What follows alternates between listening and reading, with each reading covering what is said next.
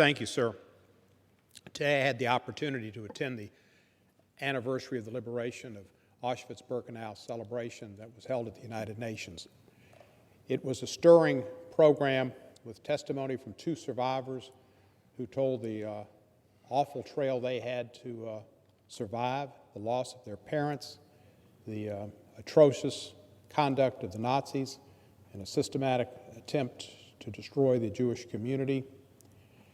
And their survival, one of the ladies, a lady and a man, and the lady said, Hitler did not win. And she had her family with her, and she said her family is a sign that Hitler did not win. And he did not win. But there's anti-Semitism in this world and in this country that is in greater numbers and greater volume and greater threats than any time since the Holocaust. And we must stand up to it. Many of the speakers talked about the importance of education, and indeed that's important. In 1984, I passed a Holocaust education program in Tennessee, commission, which exists to this day and is an outstanding program. But we need those programs in states, but we also need education in the classroom. The bill we passed today was important and good. But we must need to do more than just talk about it.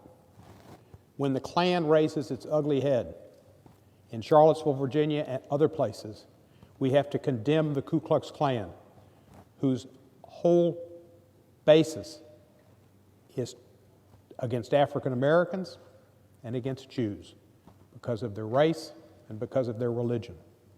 And every person who's against anti-Semitism should be against racism, should be against all kinds of intolerance and discrimination, because it starts with the Jews, but it never ends with the Jews. The Jews are indeed a canary.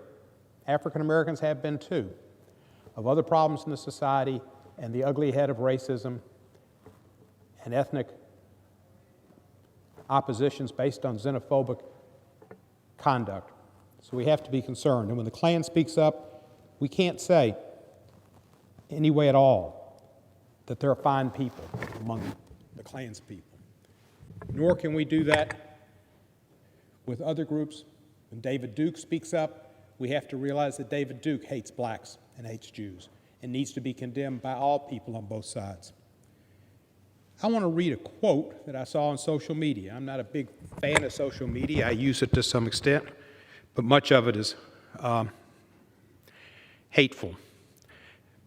But a man who goes by the name of Julius Goat, I think his real name is Moxon, put this out on Facebook.